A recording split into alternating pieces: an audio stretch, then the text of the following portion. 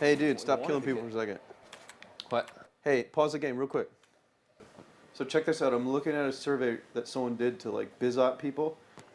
What percentage of people do you think didn't take any action? These are people that already bought the thing, they got all the training, but they didn't do anything at least up into the first 90 days. And just nothing? Yeah, they haven't done anything yet. Like they didn't start. 30%. 30%. Higher. 50%. Higher. 2,000%. 72.3%. Is this like marketing type stuff? Does that count? Yeah. So people that buy in our community as well. What do you think the issue is? I don't know. Because I think if we can solve that, it would help a lot of people. And it would just, it could, change the rate at which people consume information to learn how to do stuff. When they might actually do stuff. Exactly. The ugly truth, I have no idea why, but I know who will, and he's in town. Who? Tony Robbins. I know him. He's in town. He won't talk to you. He totally will talk to me. All right. He's just waiting by the phone for me to call. Watch. Prove it. All right, let's go. Let's drive up there right now. Prove it. Okay. All right. Let's go. Let's go. We're going. All right. I'm already there. Done. Okay. I'm going to finish this up first. Damn. Hey, I guess I should try to call and see if they'll let us come in instead of just like showing up. Doesn't he have like a troop of like armed guards and stuff? I think he does. I think you have to get in. He has his own SWAT team, doesn't he? He does have his own SWAT team. The Let's see if we Robbins can, or something they're called? Let's see if we can get past the guards here. Hang on. You can see. All right. See if it'll work. We got the dialing. This is Robbins, with Tony Robbins. Yeah, can I speak with Tony, please? May I ask who's calling? This is Frank Kern. Oh, Frank Kern. You know what? He's in the middle of the street, but let me grab him. Just a sec. Okay. Frank. Tony, what's up? Good thing, man. How about you? I'm good. Hey, listen, I have John Reese with me. You're on speaker, so don't say anything negative about him because he's very sensitive. Listen, we've got a serious issue that I think is affecting our market, and we need your help. We actually don't know if we can solve this problem, but we think that you can. So we want to barge in today. We're kind of riding around anyway. I know you're shooting and stuff, but if you got a couple minutes so we can pop by, that sure would be helpful.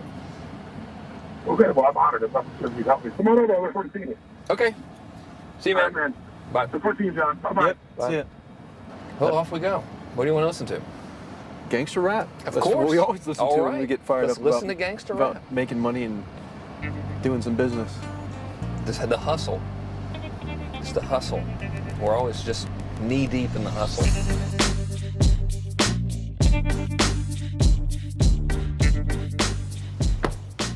Hey, don't do anything embarrassing.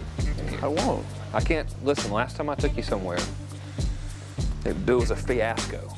We're not invited back to Ken McCarthy's house anymore, I'll tell you that right now. So why are we in a hotel anyways? I thought, doesn't he live in the area or something? I can't reveal that type of information, but they use this place a lot to shoot stuff because it's got a really nice background. Oh, so Really nice outdoor filming stuff. different guests and interviews Yeah. and TV commercials? No, I don't want any trouble out of you. Don't, Have you been drinking or anything? No? Okay. Hey, man. How's it going? Come on in. All right. Thank you. Hey, Tony. guy. What's up? How you doing, man? What's all this? Doing a little leadership filming now. That's awesome. Good to see you. All right. Thanks for having us, man. How you doing? Well, come on in. I'm curious to what this major problem is that you got to see me right away about. This sounds like a setup to me, man. It's a setup, yeah. I told John it was an intervention about his glue sniffing problem. Well, come over and sit on my lap. Yeah, buddy. exactly.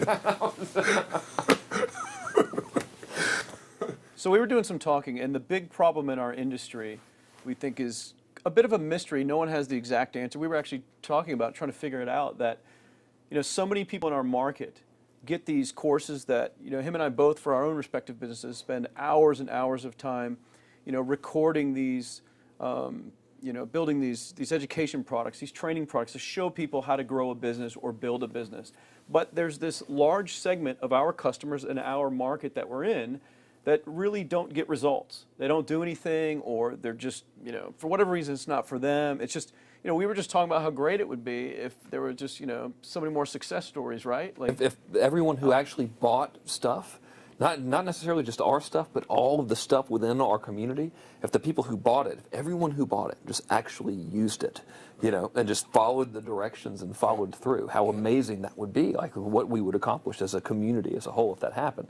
So our challenge is, what needs to happen, what kind of shifts need to happen to get people to follow through, to get people to actually use the products?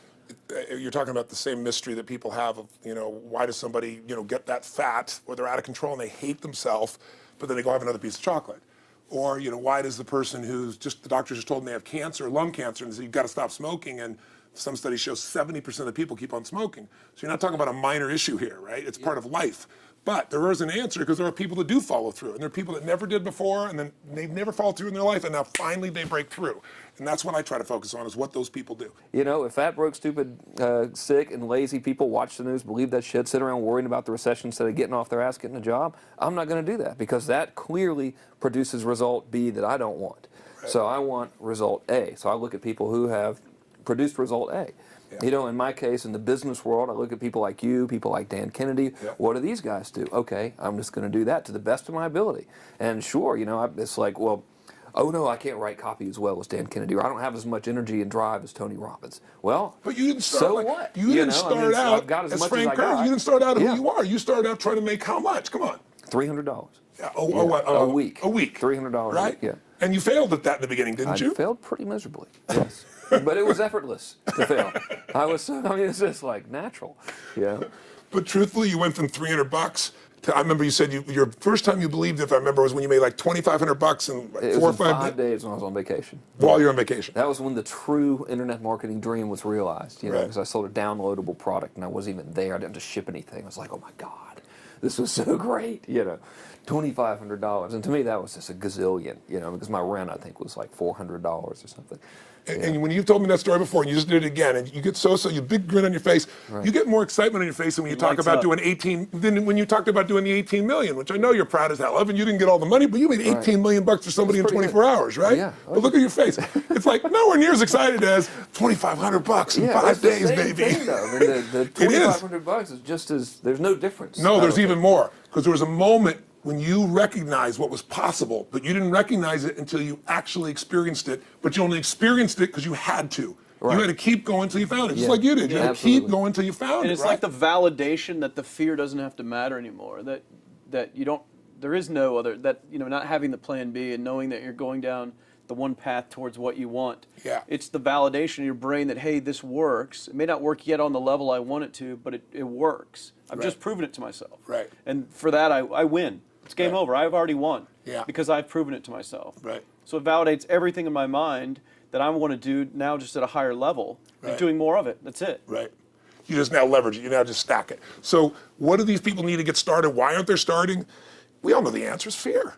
But the difference with you guys or me or anybody who's followed through is we're more afraid of what life would be like if we don't follow through than the person who's willing to settle for what they got and kind of hope it'll change and maybe purchase something for the moment and then not follow through on it.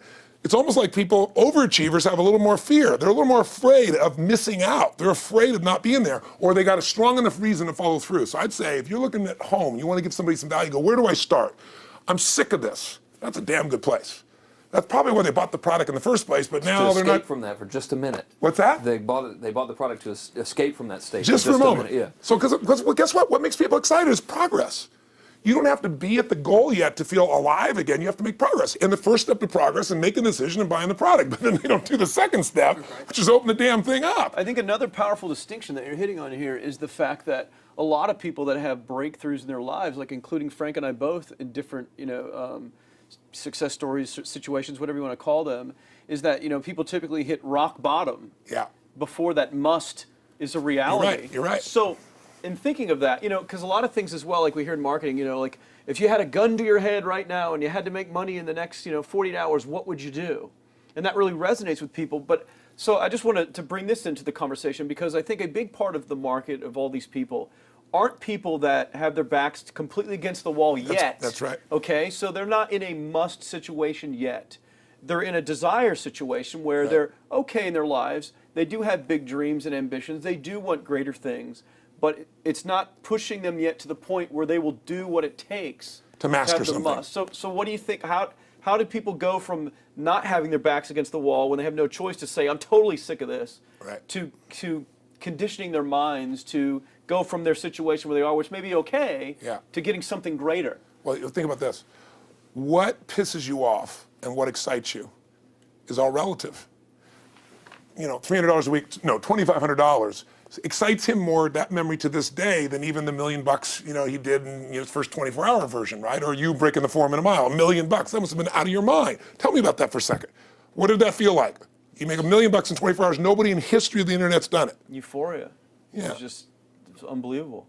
What was your? It wasn't even about the money. That's exactly right. That's exactly right. right. It wasn't really about the money. No, it wasn't. I wasn't thinking like, oh, that's how many cars I can buy. Or, No. it just wasn't. It was just breaking through like another like barrier of progress. So at that point, it wasn't about your back to your wall. At that point, what it was really It was about. a further point for my fear, is what it really was. Further point for your fear, and for some people, and I think in some cases, it's also a recognition of who I am and what I'm capable of. So for somebody whose life is already great, this is about, what if I could take on another skill that could create more freedom for my life? And just saying, I'm not going to go out and try and do it all perfectly right now. What I'm going to do for the next 8 weeks, I'm going to create a little ritual. I'm going to do one thing a day to condition my mind, right, so that I get strong, so I follow through. I'm going to read something. I'm going to listen to something. I'm going to immerse myself. I'm going to go for an intense jog, or I'm going to go lift weights, but I'm going to do it consciously to get in a state where I'm going to follow through. That's number one, because people follow through when they're in state. Second, I'm going to get clear about why this is a must for me. It's not because my back's against the wall, but because I want to master an area of life that could create some freedom. I'm not going to master it overnight, but I got the system, I got the plan. I'm going to do one thing a day. I'm going to work on one subject a week. This week's going to be about figuring out what the right product or industry is. Next week's going to be basics of building traffic. And each week I'm going to make a little progress, and I'm going to get to a goal, whatever that is. I'm going to make $1,000, my $300 in a week. I'm going to get to my $2,500. That first $2,500 is the most excited. Unbelievable. The first $300. I remember It's the most life-changing, too. It is the most life-changing. I remember I was supposed to be a truck driver, making $24,000 a year, because I'd be making the most anybody in my family had ever made. How'd that work out for you? Yeah, real well. Thank God I'm not driving a truck, right? I think you could pull the truck. I figured out I could like pull it with my finger, man. I could do it with my teeth. I could pull it with my teeth, right? 36 grand a year was the goal. If I could make 3 grand in a month. When I did that, was out of my mind. And then it was like, could I make 10 grand a month? Then it was 10 grand in a day, then 100 grand a day. Then could I make $1 million in a day? I had a day where I made $400 million in a day. The stock value of the company I took public, my personal stock. But it was probably after I did it, though, so it doesn't really count. I'm just joking with it. You're right. People don't remember who's first, Tony. 400 totally million, $1 million, it's yeah, all who cares? the same. Who cares? No, I'm not saying that's to brag. amazing, though. I'm not saying to no, brag. of It's course. because they told me when I was on stage, I had this audience of about 15,000 people at the Continental Center. It was during a stretch break. I was doing what I loved, rocking the house. Everybody's going crazy. And they go, the stock's worth $400 million right now. I was like, wow, that's cool. It's like, okay, that's, I don't want to sound stupid. It's like, what's next? And I went right back to what I loved. Once you break through, then it just becomes a game. The people that are getting your products have not yet broken through in most cases. The breakthrough happens by conditioning your mind every day, by feeding it a role model or story. It's putting yourself in a peak state where you follow through by getting physically strong. It's creating a little ritual of doing a little bit each day, and then you get momentum. But the most important thing of all is what we started out with. Why? Absolutely. Why is it a must for you? It doesn't have to be you're against the wall, but it has to be something you're hungry for, because the only difference in people is hunger. And if you're not hungry, get around people that are hungry and something will hit you. You watch a conversation, you get around people that are doing better, and all of a sudden you start going, my life sucks. I remember I went to a guy in LA. He's one of the most multi-billionaire guy, I'll never forget.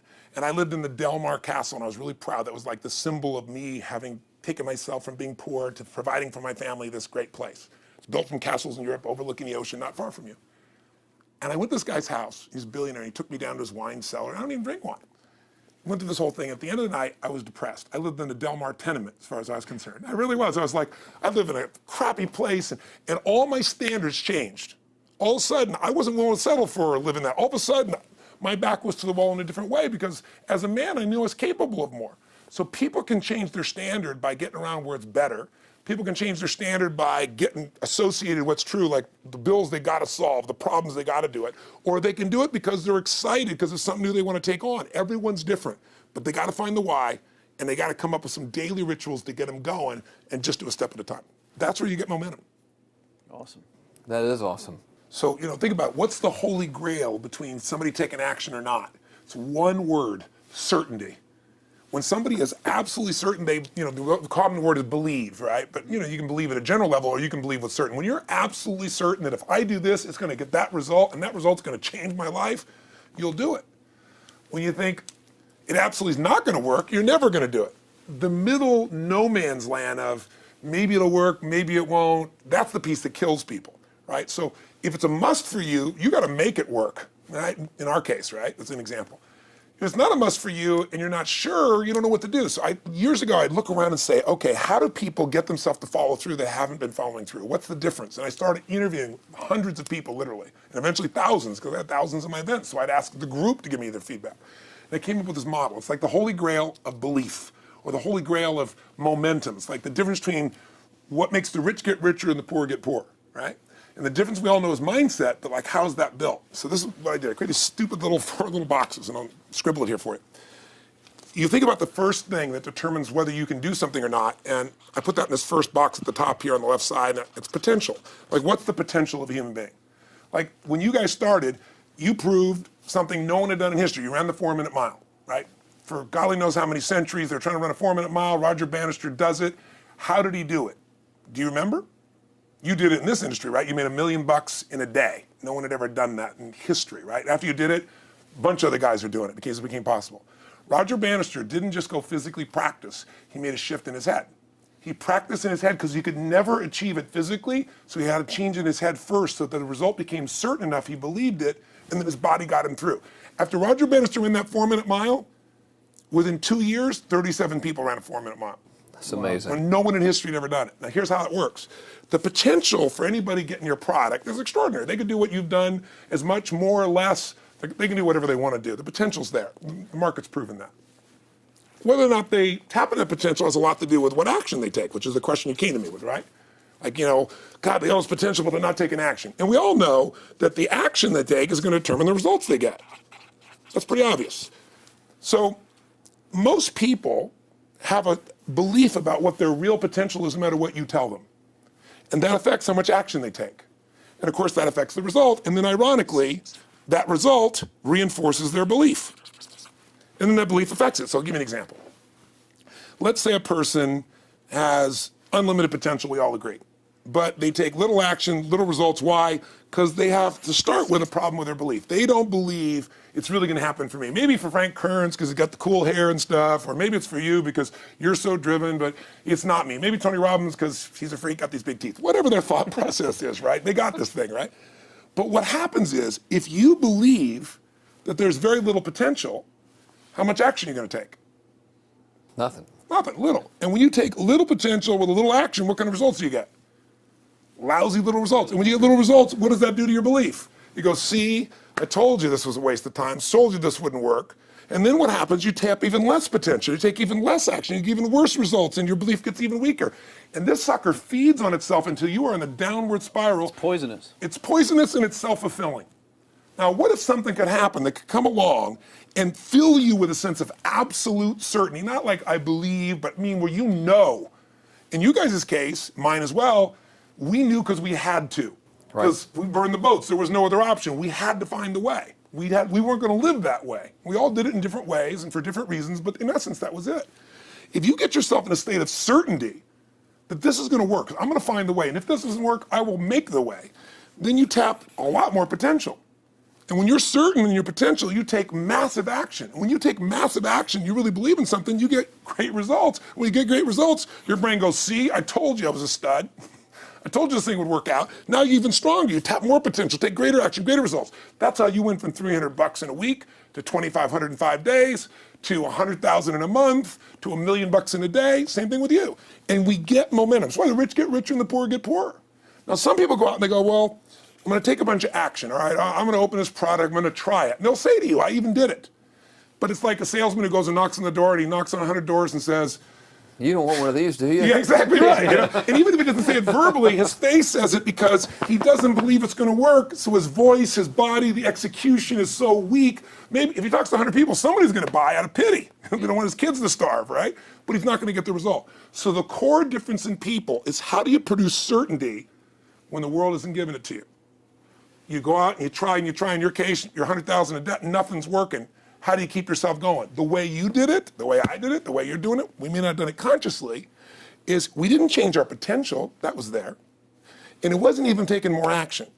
Taking more action with a belief it's not going to work, it's not going to change anything. We got results in our head that made us feel certain as if it had already happened. True or false for you? True. Right? So give me an example so people know I'm not just making this crap up. Well, I mean, just like when I had nothing, I already knew I was driving like Ferraris and Porsches and stuff because I always wanted those cars. I already knew I was going to have them. It was inevitable. Right. I inevitably, that was just my inevitable outcome. But how did you do that? Did you have a ritual? Did you think about it regularly? Was it one time you thought about it, or was it something you had an obsession towards? I had an obsession towards it. I mean, I used to work at a video store, which is the last job I ever had in my life. Thank God. And I used to go to work almost every day, and I used to bring 2 magazines with me to read on my breaks. Entrepreneur magazine, just to read about business and everything else, to read about what other people are doing, look for role models. And I used to carry an auto trader with me.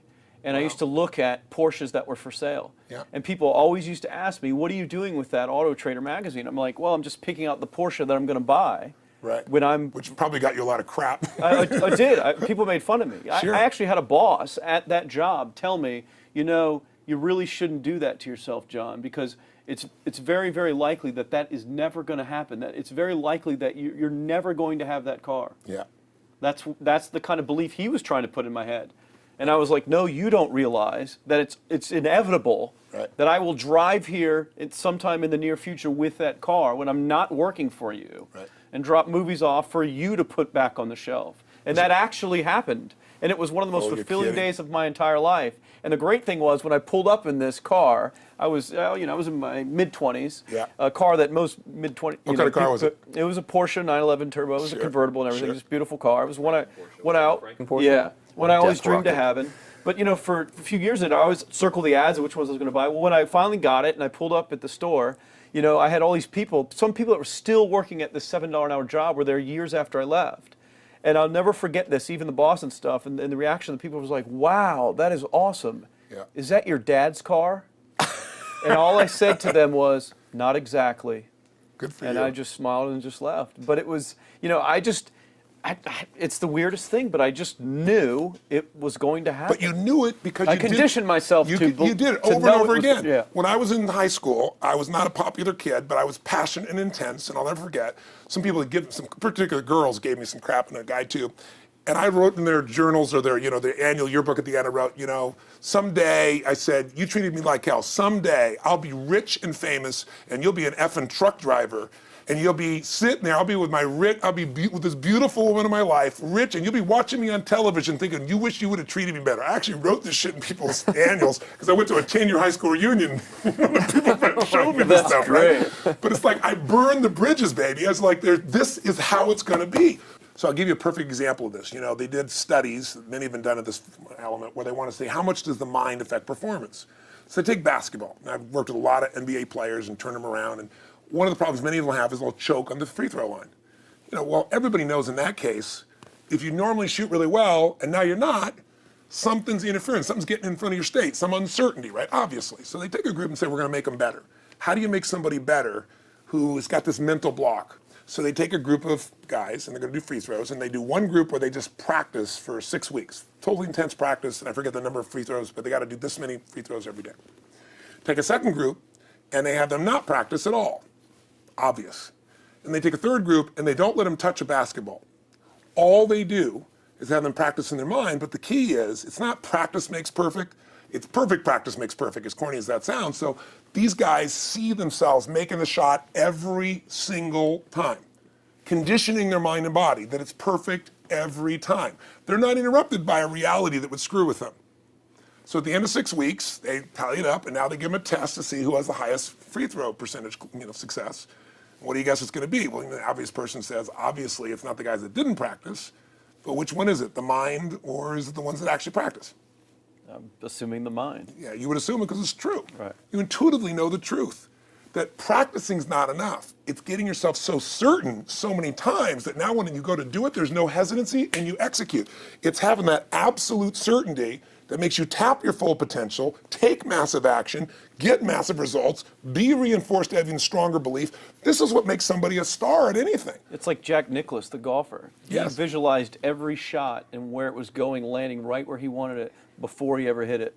Every single time. And what do most Every golfers single do? time. They just take a practice swing and they kind of hope for the best and point in the right direction and hit it. And some of them, if they've had some bad hits, what are they really focusing on? You know, I don't what wanna I do don't that bad. want I don't to wanna do. do- exactly, I wanna- exactly. And that's the same thing here. So I'll show you a little stupid little physical technique for this. So stand up for a second. You guys gonna do this? The camera show 'em? So try this for a second. So just put your feet together and then put your right index finger straight out in front of you like this, okay?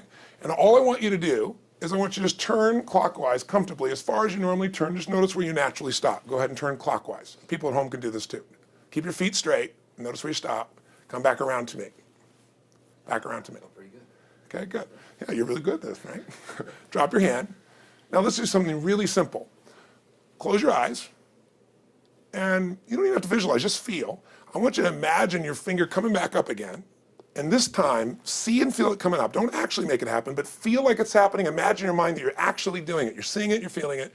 And then make it like a game where you turn twice as far this time. Like you're a little kid, you know, somebody measures you and you go, I'm taller, come on, measure me this week. And that desire to do a little further. And then in your mind, do it again. Your feet are straight together, and in your mind, feel your finger coming up, see it coming up, and imagine going 3 times as far this time.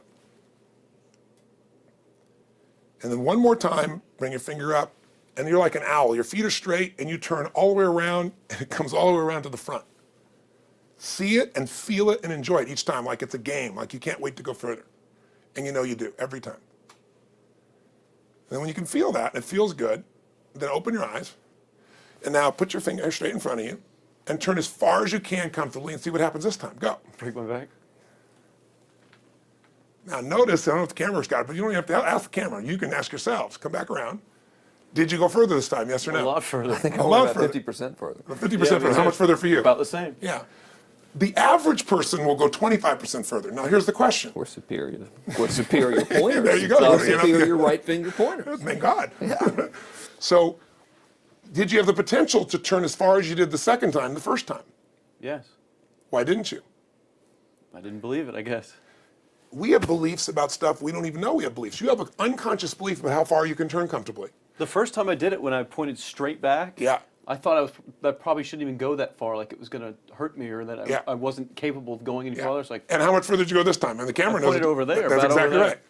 Now here's the difference. The potential was there the first time, and you took action, and you got a result. But it was 50% less than what you did later on. And the only difference is they changed your belief. How did I change your belief?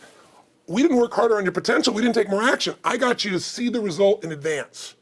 I got you to see it vividly 2 or 3 times. That's all. Of going further, and then your brain went, oh, I know what to do. Boom, it went there. Isn't that what you did by looking at your cars every single day and envisioning it? I mean, isn't that what you did when you created whatever the vision was? It was $300, $2,500, $1 million in a day? Yeah, that's what's missing for these people. They're not getting that execution is everything, but it doesn't happen if you don't get the psychology set of a state of total certainty. And you just change that 50% in 3 minutes worth of visualization. And visualization is only one technique. Because I was like losing my balance with my eyes closed, because I was kind of like lopsided. So I got one good visualization in. The rest of the time I was like, I sure hope I don't fall down on camera with my eyes closed. It's going to look really dumb. We're going to have to do it. So you don't even have to be good at visualization. You can still get the improvement. So I want you to get, you ask the question, what is that difference in people? This changes people's certainty. People are uncertain they're going to succeed. They want it, but they're afraid. The best way to deal with a fear is get a big enough reason that makes you have to succeed, or condition yourself where you see it and feel it so often that you're certain that you just do it. That's all it really takes. That's awesome. You know, this worked. I was thinking this while you were talking about going to the Sit video down so store. we can hear this and we'll go. You were talking about working in the video store and looking at the Porsches and stuff. I used to drive around in my car, doing the cold calling of the credit card machines. And one way that I would avoid cold calling the pain of like cold calling and knocking on doors and everything would be to listen to your stuff and listen to Jim Rohn's stuff. And I would just drive around, no particular destination, just to listen to it. And strangely, I still like to drive around. I prefer to listen to that stuff in the car for some reason. It's because it's where you got imprinted. I guess. I mean, it's like, well, just drive up and down the coast and check out the ocean, you know? Yeah. So I would drive around, and I would envision myself holding those types of seminars and teaching people that kind of stuff.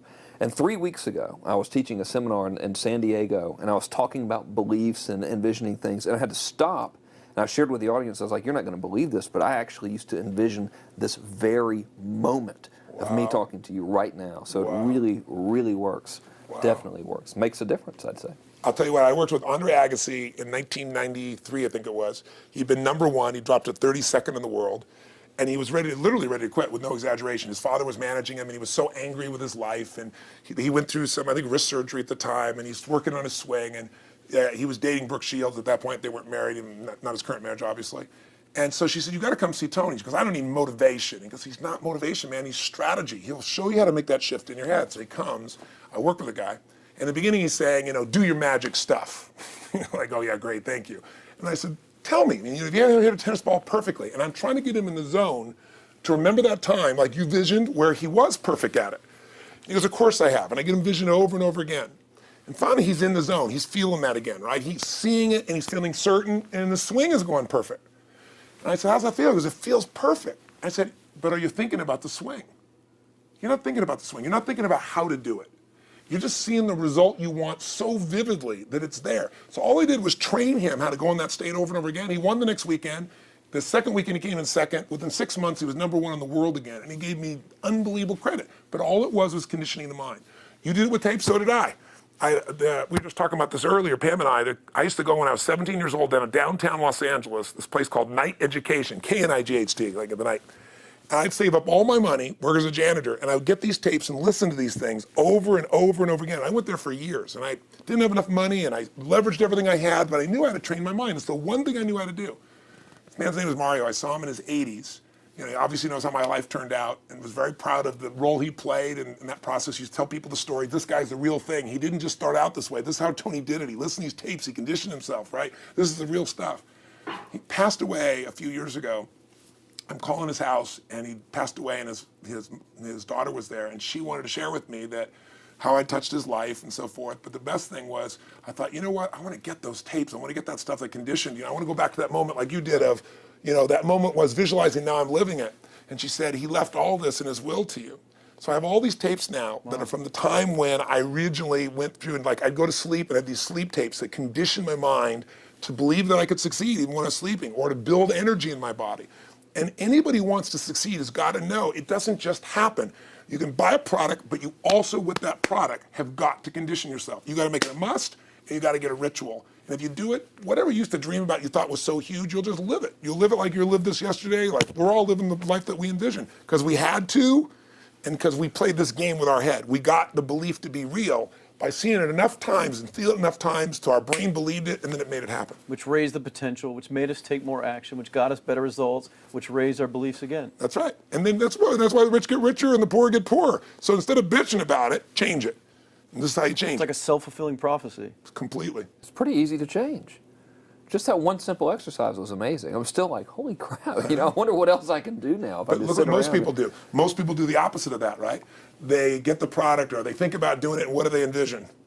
It not working. That's yeah, right. the excuses that so they envision it not working. As soon as they envision it not working, they feel uncertain. As soon as they feel uncertain, how much potential they tap? Little, if anything. And so they send back your product, and they listen to the damn thing. And guess what? What does that do, by the way?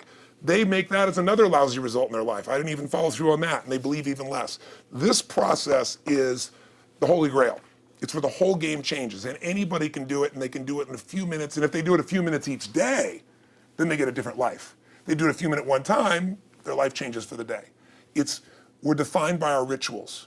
Everybody's got rituals, certain things they do every day. And what we three have in common, and anybody that I know of who has a life that they're living that was once a vision, is we saw it again and again and again, even when it didn't work, even when you lost $100 grand, even when I'm working as a janitor, there was something we would not give up on.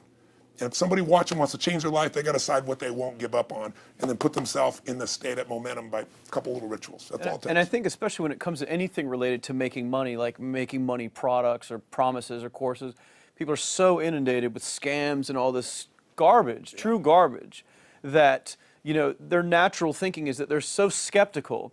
It's like they fall into the conditioning of, well, if anything's ever going to work, that thing has to prove it to me before I believe anything.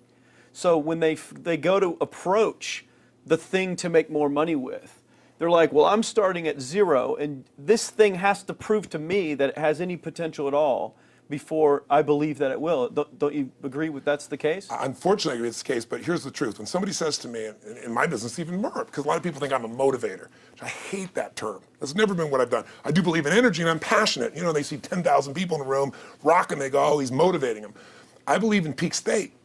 You get a top athlete, you get in a concert, and you get in state, right?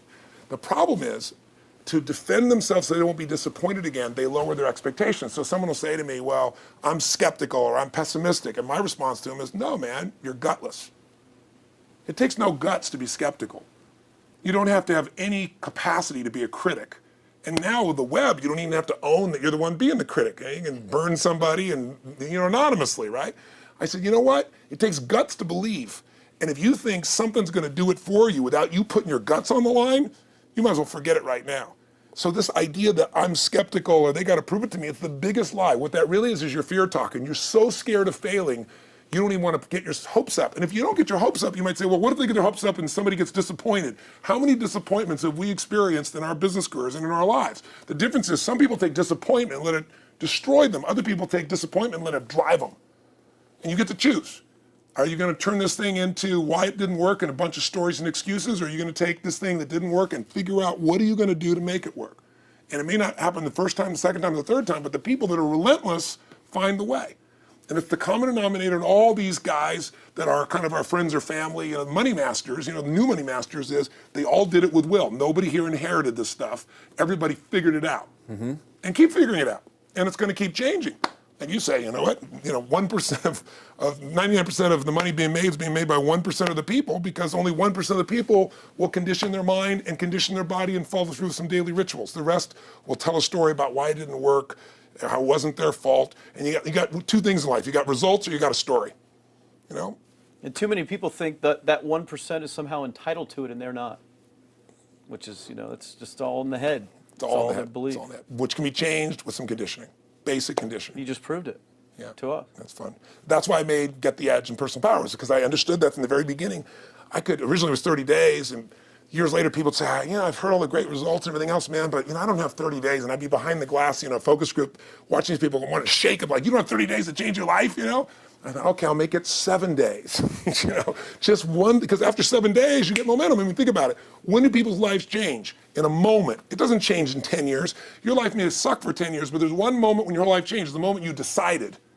When you said, no more, and I'm doing it, and you kicked yourself in the ass, and you made yourself go do something, right? When you finally said, enough, no more, I quit, or let's begin, or I love you, there's a moment when somebody's life changes.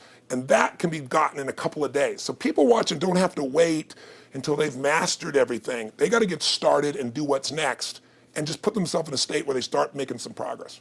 Well, there it is. I think that's the answer that can help solve that problem with a lot of people. They'll just pay attention to it and do it. The bottom line is, all three of us and some of the people that we consider as family that are part of this process, we've all done well, and we don't need to do this stuff. We're able to do the stuff because underneath it all, people can see in your eyes, Frank, when you talk about $2,500 you made that day and the joy, right? Or you talking about not willing to settle, and just, I don't care what they say, tell me I'm going to sit here and I should lower my expectations. I'm going to be driving my car in here and they're going to be delivering a video to me. There's something inside of every human being that will make it click, that'll make it so that today is not like yesterday and tomorrow will be different forever. And that process is an emotional hook. And what I hope is people watching this stuff, maybe something in here will piss them off enough or remind them of something or say there is a plan and it isn't just luck. And if I just get my big enough why, and I get a little system for conditioning myself, and if I start to feel overwhelmed, I just do one next step. And I keep learning and keep moving forward, I will get there. If we accomplish that out of this conversation, then this conversation was kick-ass and fun, not just for us, but it'll be something that we'll be really proud of a long time. Whether that happens or not really has nothing to do with us, but whether or not people take it in as real and do something with it. I hope they will. I think a lot that of we people can't will. control. I think they will. Thanks a lot for was meeting awesome. with Thank us. you. And Appreciate interrupting it. your shoot here. You I gotta go back to the next one. Go back to the next Thanks, guys. Thanks. Yeah. Thank you. Appreciate it. Really appreciate it.